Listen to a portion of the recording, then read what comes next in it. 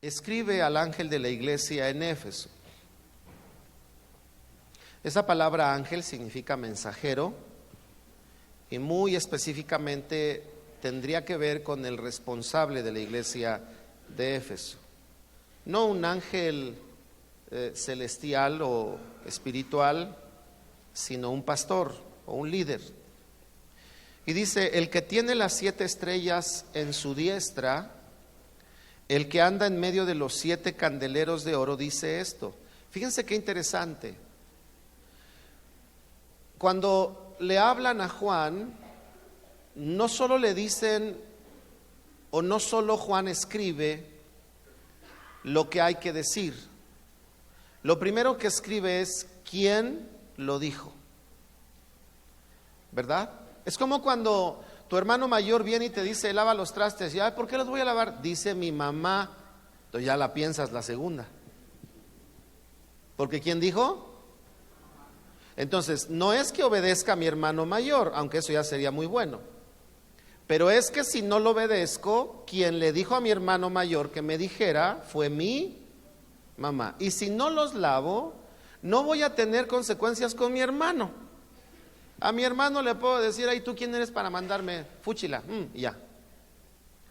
Pero si él me dice, mi mamá dijo, lo de menos es que yo mande a volar a mi hermano. Porque a mi mamá, créame, la tratas de mandar a volar y ya tienes, ¿verdad?, la chancla vengadora en la cara. ¿Cierto o no? Entonces, no solo es qué dijeron, sino quién lo dijo. Luego dice, el que tiene dice aquí, el que anda en medio de los 7 candeleros, dice esto, las iglesias. Yo conozco tus obras y tu arduo trabajo y paciencia, y que no puedes soportar a los malos, y has probado a los que se dicen ser apóstoles y no lo son, y los has hallado mentirosos, y has sufrido y has tenido paciencia, y has trabajado arduamente por amor de mi nombre, y no has desmayado. Es decir, el que dijo esto, asevera Juan lo siguiente, el que dijo lo que te voy a decir, ha puesto mucha atención en lo que haces. Dígale al que está a su lado, hermano, Dios pone mucha atención en tu vida. Dígaselo. O por no decir toda la atención.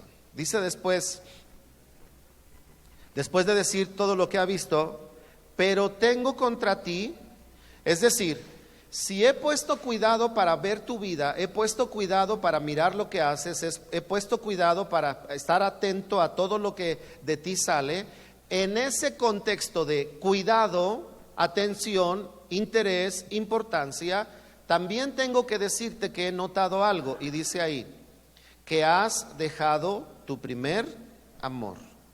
Recuerda, por tanto, de dónde has caído, y aquí viene la indicación, y arrepiéntete, y haz las primeras obras, pues si no, vendré pronto a ti y quitaré tu candelero de su lugar, si no te hubieres arrepentido. Les leo este pasaje porque el mensaje de esta mañana, de este día, será, ¿verdad? Yo le he titulado tiempo de reactivar, así le he puesto. ¿Por qué voy a hablar de este tema? Porque el penúltimo énfasis que hoy voy a compartir la próxima semana, bueno, dentro de 2 semanas, porque la próxima tenemos un invitado, voy a cerrar con estas reflexiones. Es porque Dios nos dijo que este año debíamos de enfatizar el tiempo de reactivación.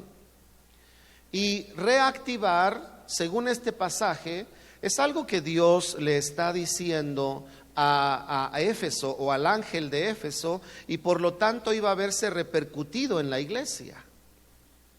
Piensen esto, si el padre de la casa no pone atención en los cuidados de la casa, es muy posible que después la familia empiece a entrar en la misma dinámica, ¿verdad?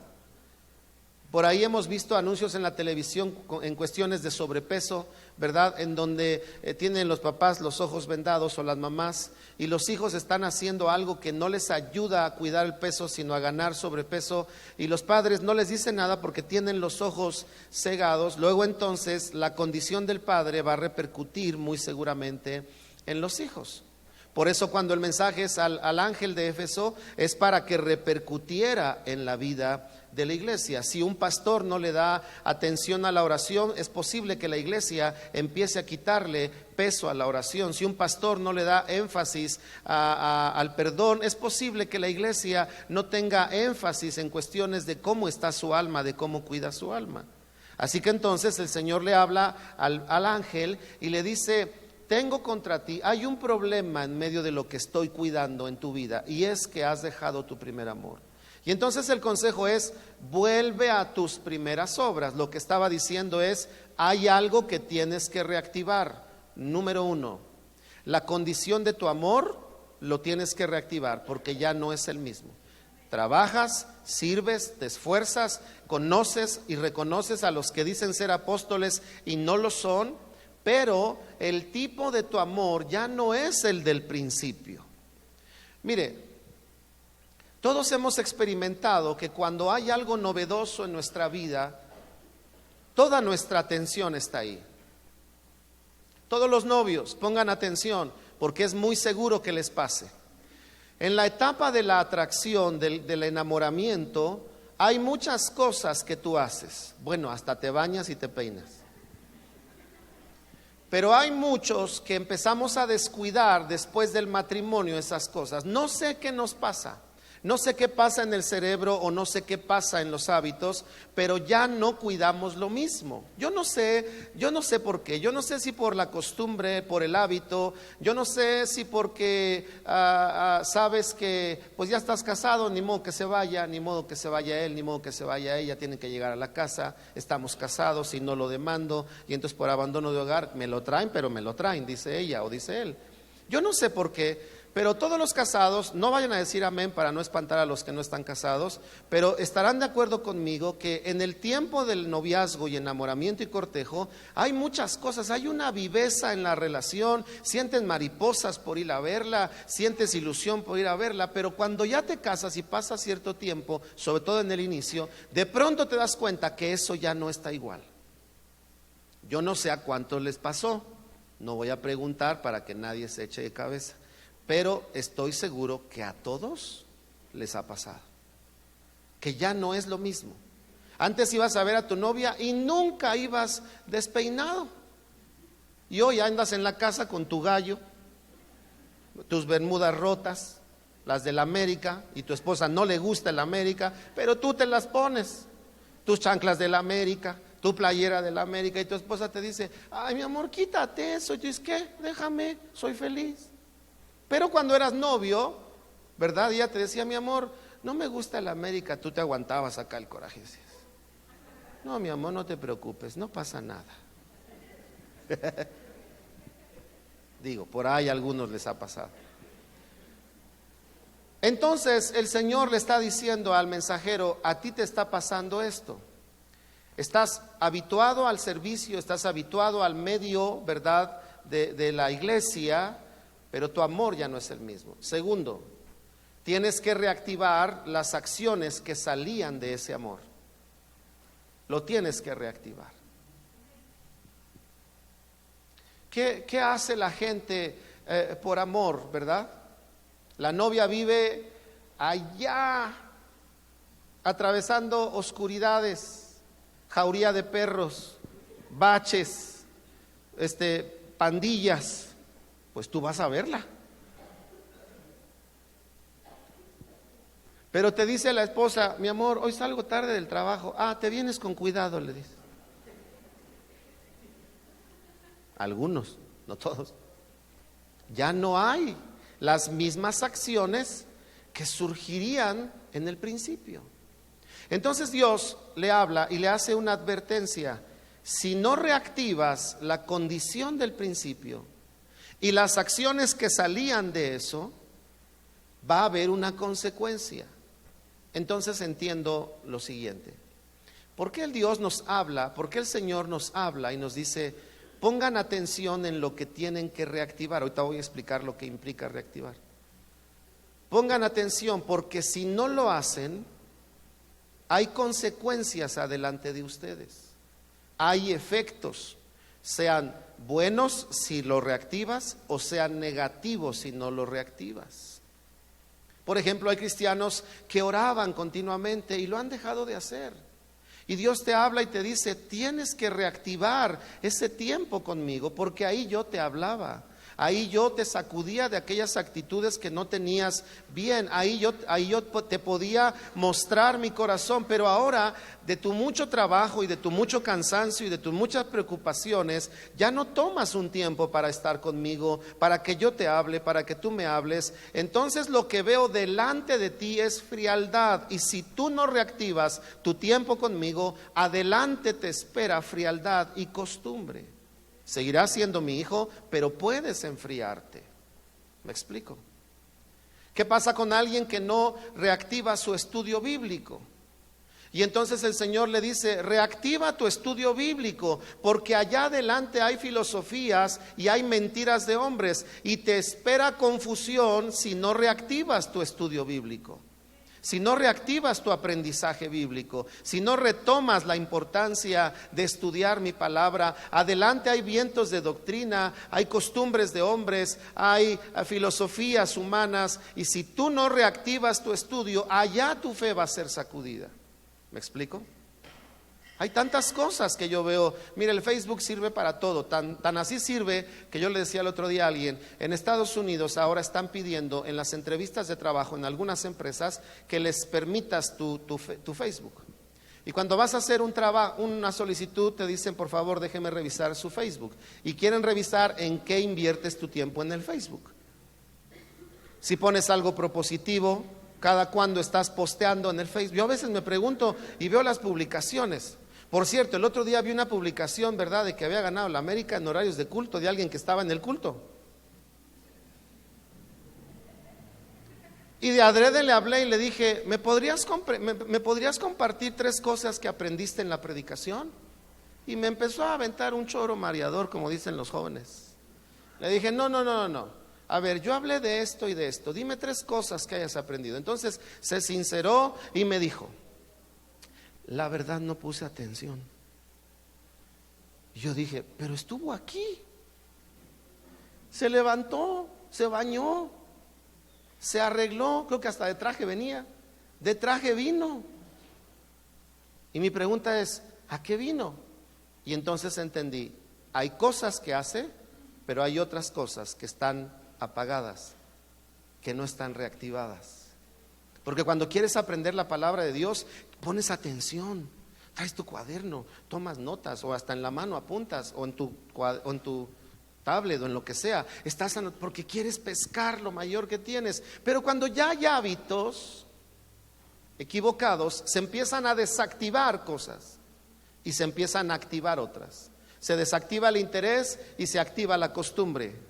Se desactiva la pasión y se activa el conformismo.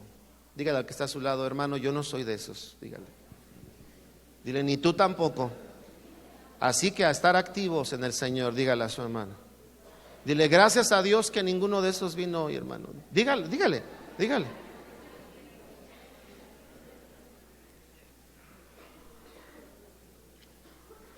¿Me estoy explicando hasta acá?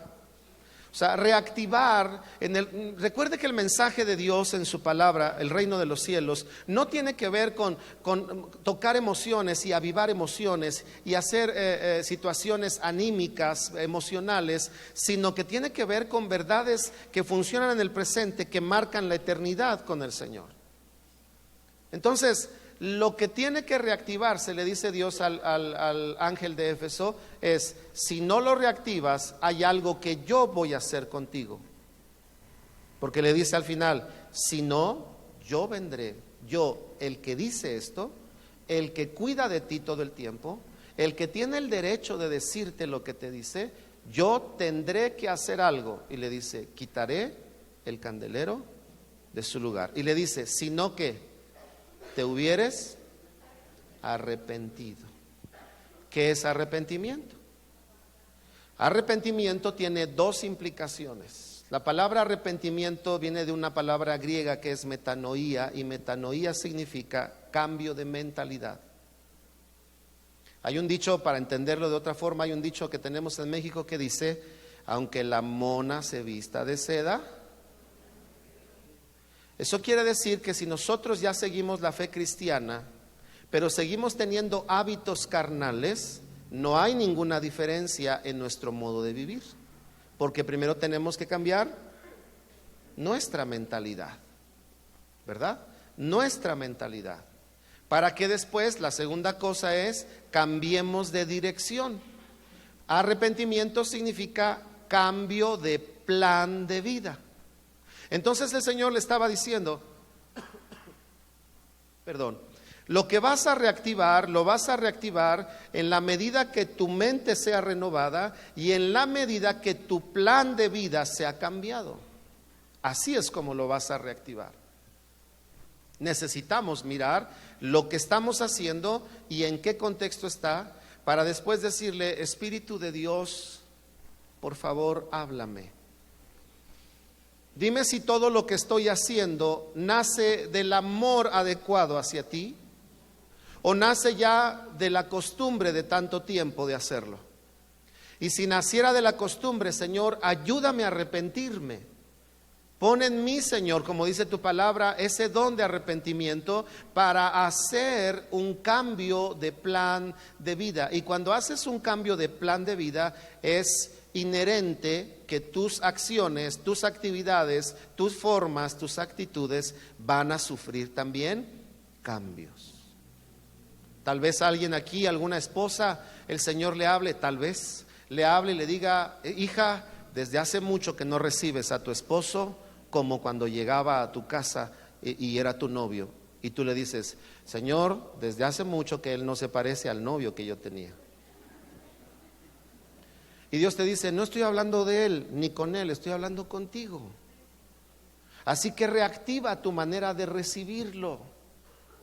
Ve y tómalo del cuello y abrázalo y bésalo apasionadamente, que tus hijos tengan que decirte: ey, ey, ey, silbando y aplaudiendo, silbando, que tus hijos tengan que llegar a decir: Y no que tus hijos se hagan la pregunta: ¿mis papás alguna vez se besarán? Oye, tu hermana, mi papá, ¿quién sabe? Yo creo que el día que se casaron se besaron, pero después nunca los he visto. ¿Me explico? Tal vez, hermano casado, Dios te habla en esta hora y te dice: mira, eres mi hijo, ya me recibiste, pero hay cosas en tu matrimonio que tienes que reactivar. Y tú dices: Señor, pero cumple mi matrimonio. Y te dice: no te estoy hablando de cumplir, porque este hombre cumplía. Te estoy hablando del tipo de tu amor y te estoy hablando de las acciones que nacían de ese amor. ¿Ok? Bien, ahora entonces quiero hablarles de tres cosas que están inherentes en la reactivación, porque debemos de tener un parámetro, una referencia para poder trabajar sobre este asunto en nuestra vida. Porque si hoy salimos de aquí y el mensaje es tiempo de reactivar, desde luego vamos a tener la pregunta de hacer: ¿y qué reactivo? ¿O por dónde empiezo? Y la idea de estos tres aspectos es justamente que Dios nos dé una herramienta para poder trabajar en ello. Reactivar simple y sencillamente se define como volver a activar una cosa, volver a activar. Entonces tenemos que saber lo que implica activar algo. Se dicen algunas cosas de este verbo. Por ejemplo, activar dice: hacer que un proceso sea o parezca más vivo. Hacer que un proceso sea más vivo o parezca más vivo. Hacer que un proceso. En esta frase o en esta oración encontramos dos palabras clave. Número uno, proceso, y número dos, viveza. Hacer que un proceso sea más vivo o parezca más vivo. Número uno, proceso. Siguiente punto: hacer que se ponga en funcionamiento algo. Activar es que algo se ponga en funcionamiento. Como dice el comercial que está en los medios, ¿verdad? Que habla sobre la salud y que dice, chécate, muévete, chécate, ¿qué más dice? Chécate, mídete y muévete. O sea, ponte en actividad. El sedentarismo es muy dañino, ¿verdad? En todos los sentidos, en el sentido del cuerpo, en el sentido mental, en el sentido de la sangre, por ejemplo, en el sistema circulatorio, en fin, el tema no es ese. Pero el asunto es que el sedentarismo no hace bien. El sedentarismo en la vida cristiana no hace bien.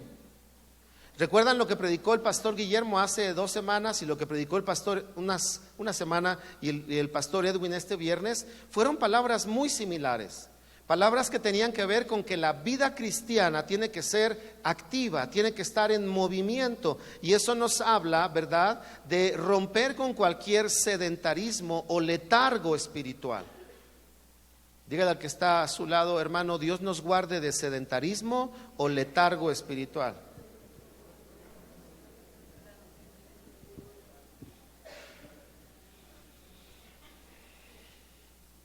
Porque hay cristianos que sufren de sobrepeso espiritual. Saben mucho, tienen muchos años en Cristo, pero viven poco lo que saben. ¿Verdad? Y no quiere Dios que vivamos así. Así que entonces, estas 2 oraciones nos hablan de 3 aspectos: proceso, viveza y funcionamiento. Repítalo conmigo: proceso, viveza y funcionamiento.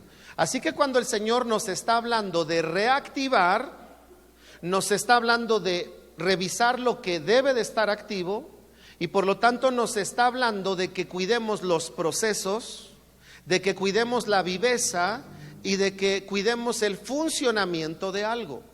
Procesos, ¿verdad? Viveza y ¿qué más? Funcionamiento. ¿Qué es un proceso? El proceso es el conjunto de fases, se los he dicho algunas veces, de fases o de etapas sucesivas, ¿verdad?, que se dirigen hacia algún fin. Él dice aquí el conjunto de etapas o de fases sucesivas, una detrás de otra, que se dirigen a algún fin. Le voy a hablar, por ejemplo, de las fases en la vida del cristiano. Se las he dicho varias veces, espero que ya las tenga bien de memoria, ¿verdad?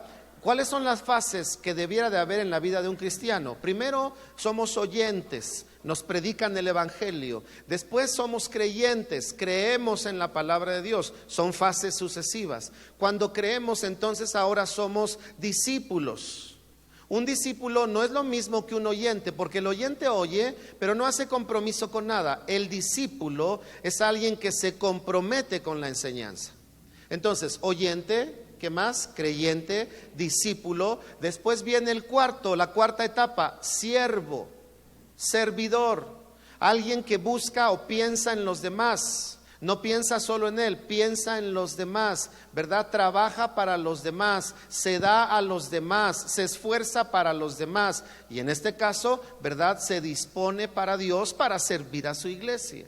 Entonces es oyente, creyente, discípulo, siervo y después íntimo o amigo del Señor. El Señor Jesús dijo: ya no les llamaré más mis discípulos. Y dice: porque el siervo no conoce las cosas de su Señor, pero a ustedes les he dado a conocer los misterios del reino. Entonces lo que habla es: ahora les llamaré amigos. Entonces será sinónimo de intimidad con Dios.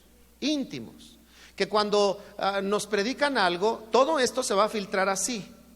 Porque todo lo que nosotros vivimos lo filtramos de acuerdo a lo que conocemos. Todo lo que vivimos lo filtramos de acuerdo a lo que conocemos.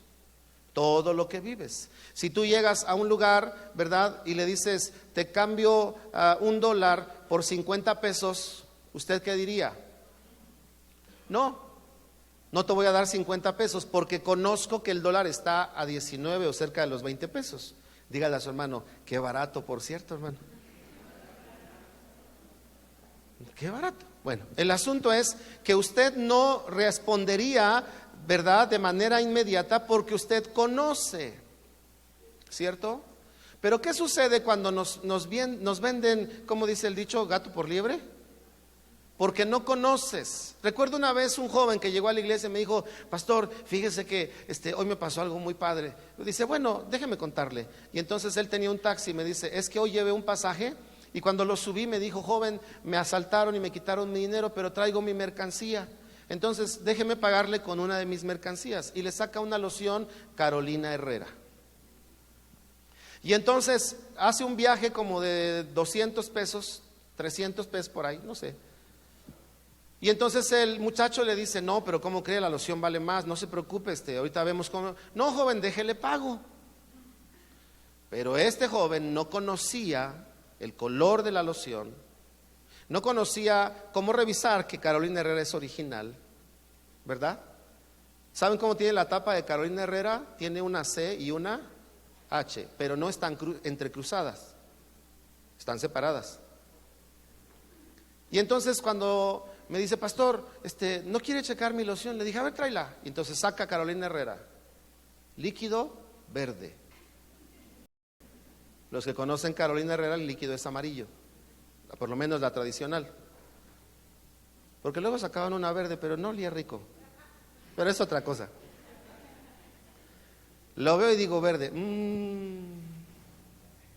Veo la caja, los puntitos de la caja mal impresos. Dije: bueno, a ver, a lo mejor hasta es una buena copia. Ponme. Me pone aquí. Dije: no. Le dije: hijo, esta loción ha de costar como 50 pesos. Y su cara de... ¿por qué? Porque no, ¿qué? Conocía. Entonces, nuestra activación está ligada a nuestro conocimiento. Cuando nosotros tenemos conocimiento de lo que es un riesgo, entonces activamos la prevención. Cuando no tenemos conocimiento de lo que es un riesgo, vivimos sin prevención. Por eso es importante que consideremos estas tres cosas. Proceso, les decía yo, conjunto de fases sucesivas. Y en la vida del creyente están estas 5 que les decía yo: oír, creer, discipularse. Repito, discipular no es tomar las lecciones del discipulado. Discipular es pedirle al Espíritu Santo que nos enseñe a vivir como discípulos suyos. Un discípulo se define como aquel que aprende, no escucha. Aprendizaje no es lo mismo que enseñanza. Enseñar es vertir un conocimiento, aprendizaje es saberlo aplicar. Las lecciones de discipulado no te van a enseñar a aplicar la vida cristiana. La intimidad con el Espíritu Santo es lo que te va a enseñar a aplicar cada una de las verdades bíblicas. ¿Ok? Entonces, ser discípulo no es estar en el grupo. Ahora, no por eso digan: entonces nos salimos. No, sigan ahí. Pero no con la línea de ya acabé mi lección. No, es cómo estoy viviendo lo que estoy aprendiendo. Eso me hace discípulo. Entonces, cuando yo entro al discipulado, estoy listo para la siguiente fase. ¿Cuál es la siguiente fase? Servir.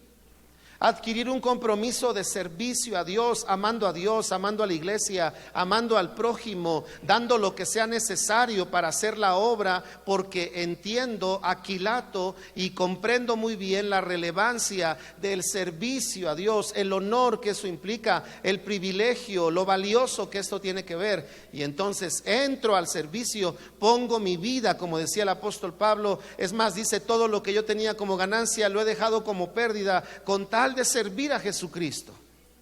Entonces la etapa va desarrollándose. ¿A través de qué? De una sucesión, de una detrás de la otra, ¿verdad? Sucesión. Déjenme leerles este pasaje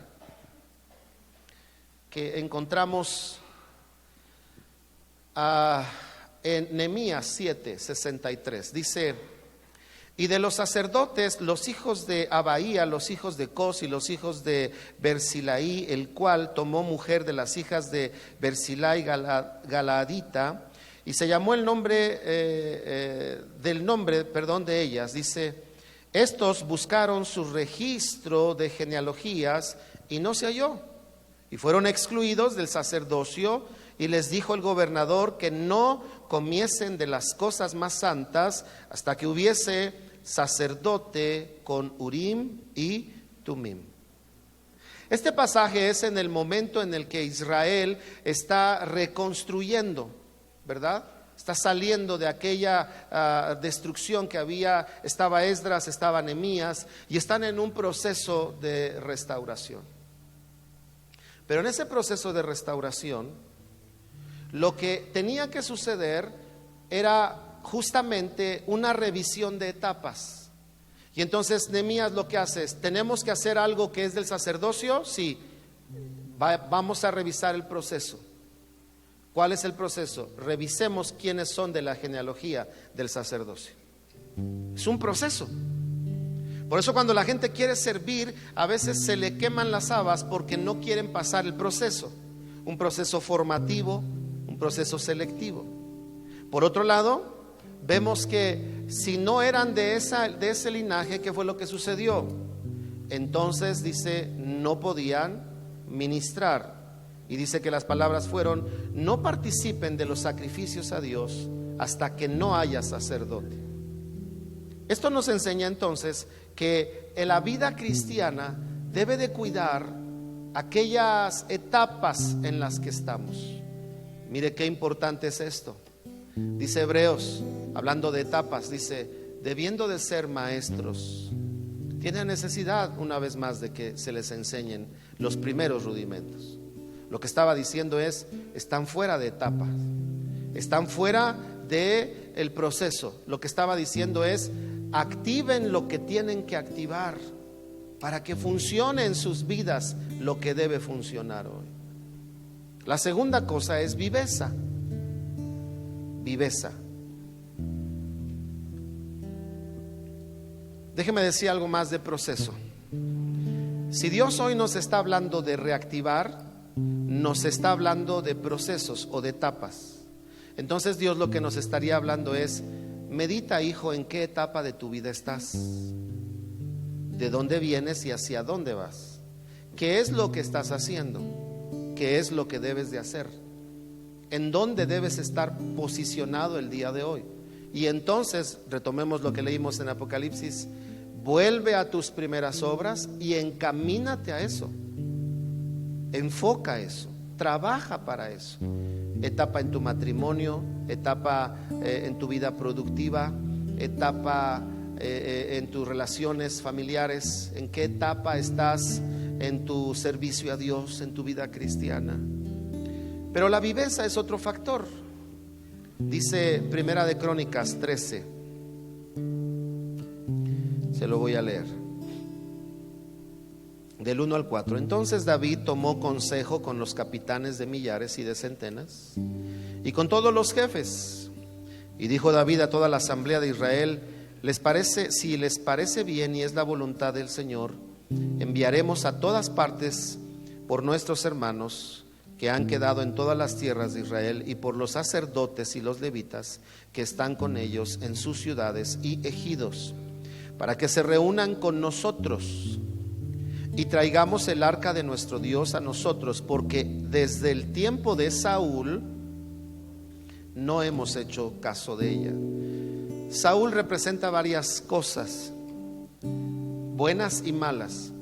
Una que es negativa en la vida de Saúl es que representa la pérdida de gobierno o la pérdida del caminar en la voluntad de Dios.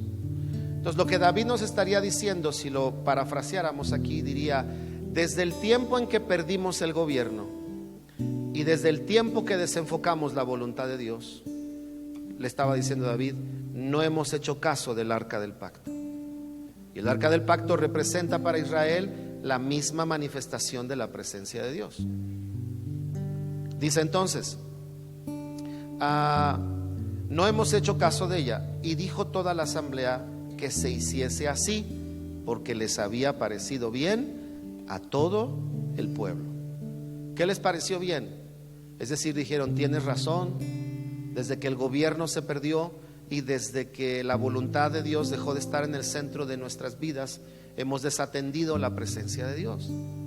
Entonces hagamos caso de esto y vamos a enfatizar nuestra atención en eso. En este pasaje están las siguientes dos cosas: viveza y funcionamiento. ¿Por qué viveza? Porque el interés en el arca del pacto, usted lea la historia después, cuando David trata de traer el arca la primera vez, muere Usa, la ponen en casa de un hombre, Obed-edom, y en esa casa el Señor empieza a bendecir, y es una manifestación del poder de la presencia de Dios en la vida de alguien. Y entonces, después de que David reconsidera cómo hacerlo, va por el arca del pacto y ahora la lleva, ¿verdad?, a Jerusalén. Pero Obed-edom había entendido la importancia del arca del pacto en su vida, que por lo menos pidió estar en la lista de los porteros para que cuidaran del arca del pacto. A alguien que sabe de la presencia de Dios, no hay ministerio, no hay persona, no hay demonio, no hay situación que te aleje de servir a Dios, no por causa del ejercicio de servicio, sino por causa de la presencia de Dios. Puedes tener dolor, tristeza, puedes vivir momentos de la vida, ¿verdad?, que van cambiando, que tú no entiendes cómo se van generando diferentes acciones o reacciones en tu vida, pero nada te va a separar de Dios si hay una viveza en tu corazón, no por la iglesia, no por las actividades de la iglesia, no por la vida religiosa, sino por Dios. Y entonces, cuando vas a la reunión, vas por Dios y por tus hermanos, pero primero por Dios, porque hay una viveza de decir: Él vino, Él murió, Él se entregó por los hombres, Él hizo nacer su iglesia. Ir a reunirnos a la iglesia es recordar que esta iglesia es resultado del amor que Él hizo, de la manifestación de su amor divino, que se humanó y descendió entre los hombres. Y entonces dice: para hacerse para sí mismo una iglesia sin mancha y sin arruga. Y cuando tú oyes eso, tu corazón se atrae hacia de Él y dice: yo quiero ser de esa esposa tuya, Señor, yo quiero cuidar de lo que tú has hecho. Hay viveza en el corazón. Pero cuando no es así, la iglesia se convierte en un cumplido religioso semanal para estar en algún lugar, y no es eso lo que Dios quiere. Es que activemos la viveza que debe de haber en nuestras vidas. Cualquiera que sea el énfasis, la viveza en cualquiera que sea el énfasis. Primero en tu relación con Dios, después en cualquier otra cosa en la vida, tu relación con los demás. Hace rato hablaba de los esposos, también entre los hermanos, el trabajo que haces, las cosas que cuidas, que haya viveza en nuestras vidas. La viveza tiene tres cosas a considerar: prontitud, agilidad y energía para hacer algo. Si tú haces algo y ya empiezas a decir: ay, sí, ahorita lo hago, cuida tu viveza, cuídala. Ve con Dios de veras y dile: Señor, ya me pesa hacer esto, algo está pasándome, ya me pesa, Señor. Cuando tú eras novio y tu esposa te dice: ¿me rascas? Tú decías: claro que te rasco. Pero estás casado y te dice: ¿me rascas? Ay, ráscate tú. Ya se perdió la viveza. Y por último, funcionamiento. ¿Qué es funcionamiento? Es la puesta en marcha, escuche, de las funciones propias de algo. ¿Será entonces que Dios nos está diciendo: 2016, hijos, enfoquen lo que es reactivar? Es decir, revisen lo que debe de estar activo y lo que no, actívenlo. Y lo que está activo, cuídenlo. Porque reactivar no solo es poner a funcionar algo que ya no funciona, sino mantener en funcionamiento lo que debe funcionar. Entonces el Señor seguramente al respecto de este último punto nos está diciendo: tienes que revisar que esté en funcionamiento las actividades propias de tu vida. En un cristiano, las actividades propias tienen que ver con aquellas prácticas de índole espiritual, con aquel enfoque de índole profundo en la vida, ¿no es cierto? La palabra del Señor habla cosas como: no seas vencido de lo malo, sino vence con el bien. Porque lo que está diciendo es: una actividad propia de alguien renacido es no dejarse vencer por lo malo. sino vencer con bien el mal, ¿verdad? Otras de las capacidades propias son las palabras del apóstol Pablo. Podemos estar atribulados, dice, pero no afligidos. Podemos estar derribados, dijo Pablo, pero no destruidos. Podemos estar en tribulaciones, pero no estamos abandonados. Entonces, una de las capacidades propias de un hijo de Dios, o funciones propias, es: no importa la situación en la que estés, en tu corazón debe haber una óptica diferente a esa situación. Que la situación está encareciéndose, la óptica del cristiano debe de seguir siendo la misma. Mi Dios pues suplirá todo lo que me haga falta conforme a sus riquezas en gloria. No importa lo que cueste el dólar, lo que importa es que Él es mi proveedor.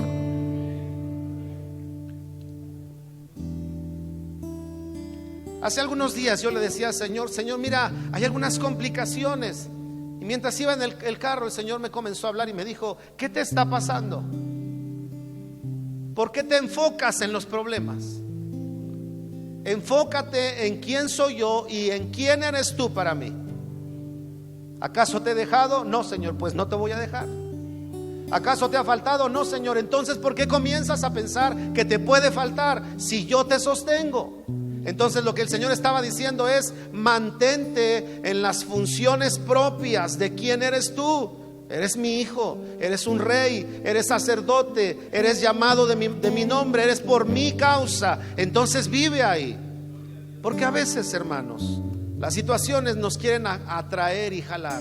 No se puede, está difícil, ahí el dólar se está yendo cada vez, hay este gobierno, y se nos olvida que las funciones propias de un hijo de Dios no es hablar en contra del gobierno, es orar y bendecirlo y clamar a Dios por hombres temerosos de Dios para que hagan las leyes correctas para una nación. Así que necesitamos revisar tres cosas: procesos, viveza y, por último, funcionamiento. Quiero cerrar en esta hora entonces diciéndoles: si Dios nos habla hoy, por favor meditemos cuáles son las actividades en las que estamos involucrados, cómo está el amor con el que estamos haciendo las cosas, en qué etapa o en qué proceso estamos. Porque si estamos atorados en una etapa, quiere decir que no hay una actividad natural, ya se estancó algo, hay que moverlo. Si ya no hay la misma viveza, quiere decir que hay un problema en la actividad propia de algo. O si no estamos funcionando en las capacidades naturales que Dios nos ha dado: oración, adoración, revelación de su palabra, predicar el evangelio, sentir compasión por las almas, vivir la vida en la tierra con la ciudadanía del cielo. Si eso no lo estamos haciendo, es tiempo de activar eso en nuestras vidas. La iglesia necesita vivir así. No estoy diciendo que estemos desactivados, estoy diciendo que cuidemos de mantenernos activos en nuestras vidas. Activo es que vengamos cuando aprovechemos estar acá juntos y que lo vivamos allá afuera, que veamos cómo debe de operar en la actividad propia que Dios ha puesto en cada uno de nosotros.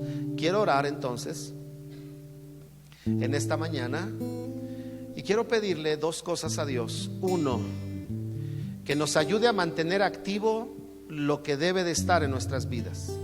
Es decir, todo lo bueno. Cuando el Señor dijo: sabes reconocer a los mentirosos, te esfuerzas con arduo trabajo. El Señor no dijo nada malo de eso. Dijo: eso está bien. Pero lo que tienes que ajustar es el amor que te mueve y las obras que salen de ese amor.